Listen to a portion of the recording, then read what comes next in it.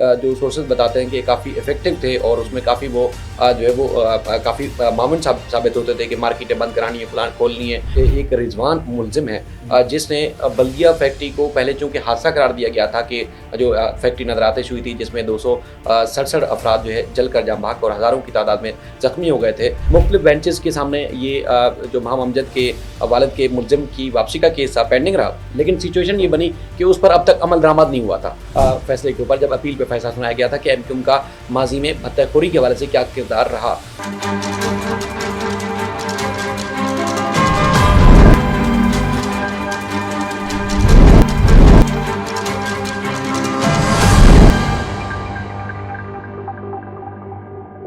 शायद साहब ये बताइए कि नाम एक बार फिर खबरों में आ रहा है हम्माद सिद्दीकी, कराची तंजीमी कमेटी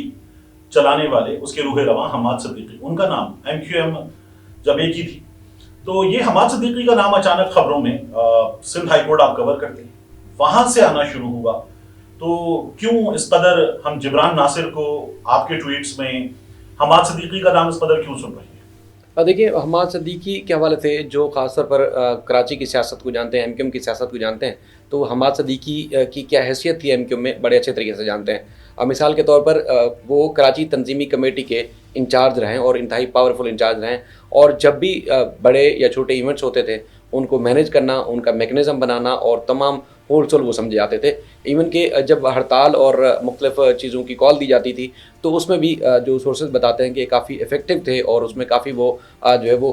काफ़ी मामून साबित होते थे कि मार्केटें बंद करानी है, प्लांट खोलनी है, या मुख्तलिफ जो चीज़ें होती थी उनके ऊपर शदीद किस्म के इल्ज़ाम आते रहे। लेकिन हम्माद सिद्दीकी 2013 का जब ऑपरेशन हुआ था उसके बाद वो कराची से चले गए थे और कई और भी रहनुमा गिरफ्तारी के खौफ से चले गए थे। लेकिन सानिया बल्दिया हुआ था, आपको याद होगा 2011 में सानिया बल्दिया फैक्ट्री केस में जो JIT में ख़ास तौर पर जो नाम आया था उसमें पहली बार ट्रायल कोर्ट में हमें याद है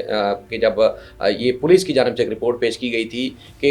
एक रिजवान मुलजिम है जिसने बल्दिया फैक्ट्री को पहले चूँकि हादसा करार दिया गया था कि जो फैक्ट्री नजर आतिश हुई थी जिसमें 267 अफराद जो है जल कर जाम भाग और हज़ारों की तादाद में जख्मी हो गए थे, तो उसमें जो है नाम आया था कि रिजवान कुरैशी ने कि ये सारा मामला 90 पे हुआ, और उसके बाद फिर ये भी इल्ज़ाम आया कि जी हम्माद सिद्दीकी उसमें इन्वॉल्व रहे, और ये भी इल्ज़ाम आया कि जी फैक्ट्री के मालिकान से भत्ता तलब किया गया था, लेकिन भत्ता ना देने की तनाजुर में जो है फैक्ट्री को आग लगाई गई। उसके जो ना सिर्फ रूहे रवां जो है वो हम्माद सिद्दीकी समझे जा रहे थे उस रिपोर्ट के मुताबिक, बल्कि जो उस वक्त सेक्टर बल्दिया टाउन का जो अब्दुर्रहमान उर्फ भोला जिनका नाम था उनका नाम रहा, और जुबैर उर्फ चरिया जो फैक्ट्री के मुलाजिम थे और एमक्यूएम से वाबस्ता थे उस पर उनका भी नाम रहा। और इसके अलावा फैक्ट्री के मुलाजिमों के साथ साथ एमक्यूएम के साबिक सूबाई वजीर रऊफ सिद्दीकी साहब का भी उसमें नाम आता रहा। लेकिन इंसदाद दहशतगर्दी की अदालत में जब ये ट्रायल चला और ये मुकदमा पहले एक आम अदालत में चल रहा था और उसके बाद फिर एमक्यूएम के लोगों को इसमें नामजद किया गया,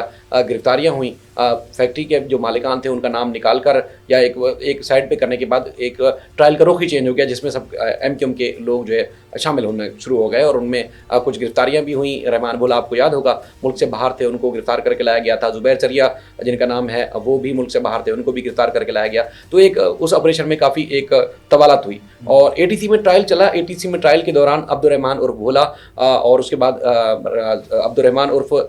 जो भोला और उसके अलावा जो जुबैर चरी हैं उनको सज़ाए मौत, और जो फैक्ट्री के मुलाजिम थे जिसमें शाहरुख फिर कुछ चौकीदार वगैरह उनको उम्र कैद की इस तरह की सज़ा सुनाई गई थी। उसके बाद जो कुछ लोग बरी हुए थे जिसमें रऊफ सिद्दीकी साहब का नाम भी शामिल है, और जो बुनियादी केस था उसमें कराची तंजीमी कमेटी के जो रहनुमा या इंचार्ज समझे जाते थे हम्माद सिद्दीकी, उनको मफरूर करार दिया गया था। अब सिलसिला ये हुआ कि कराची में जब उस सज़ाओं के खिलाफ मुल्ज़मान ने अपील फाइल की सिंध हाई कोर्ट में, तो आजकल जो आईनी बेंच के सरबराह हैं जस्टिस के आगा साहब,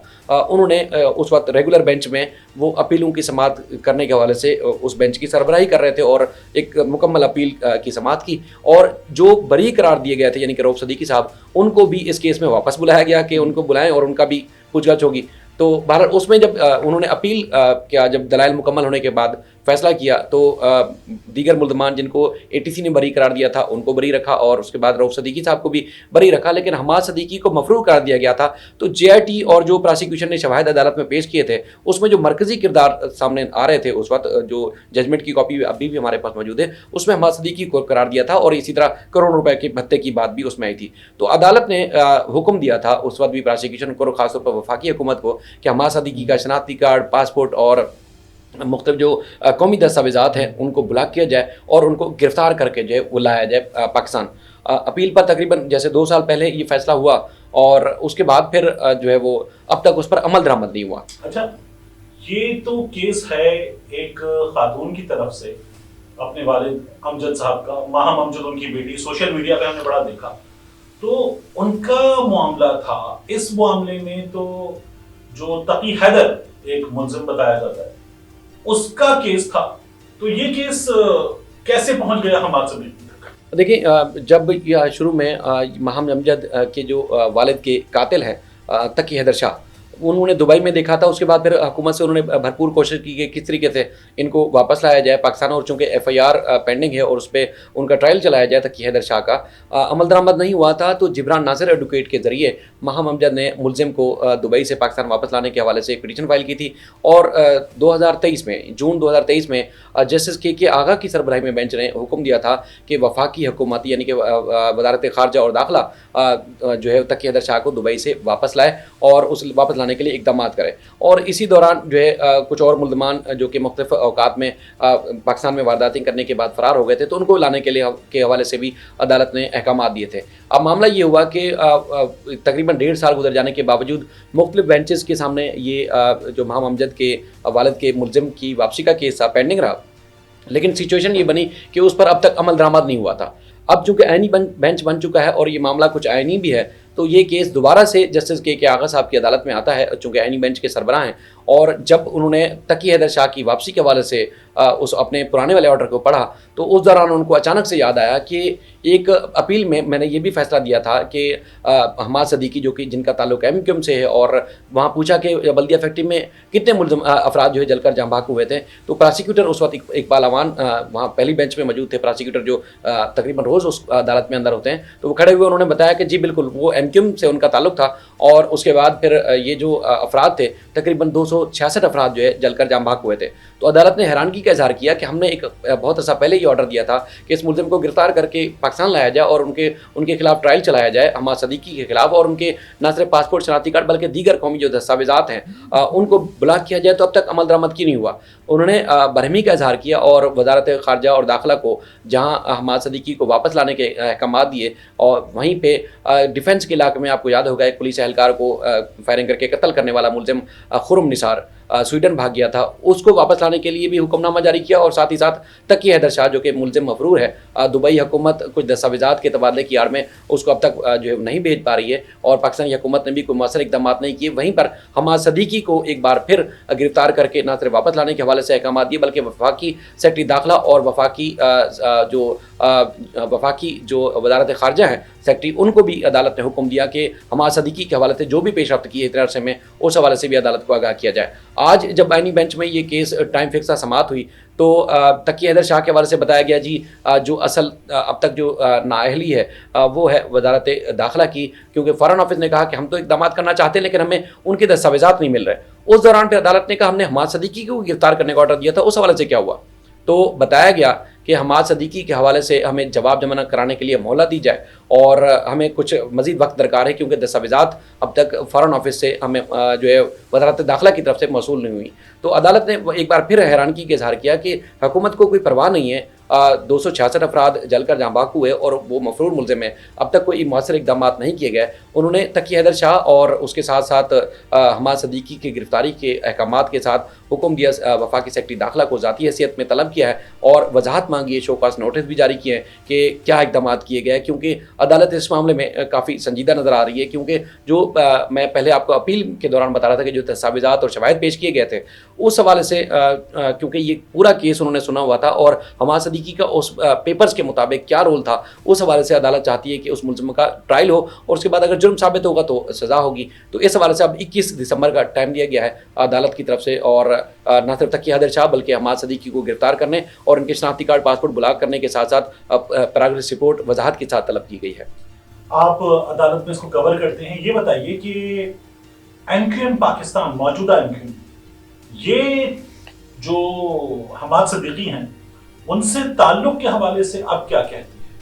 ایم کیو ایم کے حوالے سے تو اب تک چونکہ جب اپیل پہ فیصلہ ہوا تھا اس میں سخت آبزرویشن دی گئی تھی سانحہ بلدیہ فیکٹری کے حوالے سے. جس میں بھتے سے لے کے جو بھتہ طلب کرنے کا طریقہ کار تھا اس پہ بھی جسٹس کے آغا کے بینچ نے ہی جو سخت ریمارکس دیے تھے. اس میں بیرسٹر فروغ نسیم صاحب سمیت ایم کیو ایم کے جو سرکردہ رہنما انہوں نے ایک بڑی پریس کانفرنس بھی کی تھی اسی فیصلے کے اوپر، جب اپیل پہ فیصلہ سنایا گیا تھا کہ ایم کیو ایم کا ماضی میں بھتہ خوری کے حوالے سے کیا کردار رہا. اس کے بعد پھر حماد صدیقی کے حوالے سے آپ کو یاد ہوگا جب یہ آپریشن چل رہا تھا، جب مختلف بیرون ملک فرار ہونے والے ملزمان کو گرفتار کر کے پاکستان لایا جا رہا تھا، تو ایک دو دفعہ یہ بھی خبر جو ہمارے قومی میڈیا ہے اس پر نشر ہوئی کہ حماد صدیقی کو بھی پاکستان منتقل کر دیا گیا ہے. لیکن اس کے بعد پھر حماد صدیقی کو پاکستان منتقل کیا گیا ہے نہیں کیا گیا، مختلف سورسز سے مختلف میڈیا ہاؤسز نے خبر چلائی تھی. لیکن ایم کیو ایم نے آن ڈیسون یا اس حوالے سے کوئی تردید یا تصدیق نہیں کی، اور نہ ہی جن لوگوں نے خبریں چلائی تھی اس کے بعد کسی ادارے نے اس بات کو تسلیم کیا کہ حماد صدیقی کو پاکستان واپس لایا گیا ہے یا نہیں لایا گیا ہے، اور اگر لایا گیا ہے تو اس وقت کہاں ہے. تو اس بارے میں نہ اب تک ایم کیو ایم پاکستان اس بارے میں کوئی وضاحت دے رہی ہے اور نہ ہی کوئی ادارہ اس بات کو تسلیم کر رہا ہے کہ وہ کہاں ہے. لیکن آخری جو اطلاعات تھیں جو کہ مختلف میڈیا ہاؤسز کے ذریعے چلائی گئیں کہ ان کو دبئی سے گرفتار کر کے پاکستان منتقل کیا گیا تھا، لیکن پاکستان آنے کے بعد ان کو کہاں رکھا گیا ہے، کہاں گئے، یا واقعی ہی گرفتار نہیں ہوئے تھے، اس حوالے سے ایک معمہ بنا ہوا ہے. اب تک نہ ایم کیو ایم کی جو بیٹ کرنے والے صحافی ہیں ان کو اس بات کا علم ہے، اور نہ ہی ایم کیو ایم اس معاملے میں خود وضاحت دیتی ہے کہ حماد صدیقی جن کا بڑا نام تھا، ان کا سیاست میں بھی بڑا نام تھا، ایم کیو ایم کی میکنزم کے حوالے سے بھی، لیکن وہ کہاں ہے اس حوالے سے ایم کیو ایم اب تک جو ہے وہ خاموش ہے. اس حوالے سے کوئی جو ہے وہ بات نہیں کری. اور خاص طور پر جو اس طرح عدالت کے احکامات سامنے آ رہے ہیں کہ حماد صدیقی کو گرفتار کر کے لایا جائے، 3-4 دفعہ احکامات سامنے آ چکے، تو اس حوالے سے بھی ایم کیو ایم نے خاموشی اختیار رکھی ہے حماد صدیقی کے حوالے سے کہ وہ کہاں ہیں، یا اب بھی وہ ایم کیو ایم کا حصہ ہیں یا نہیں ہے. اس حوالے سے بھی کچھ نہیں کہا جا رہا.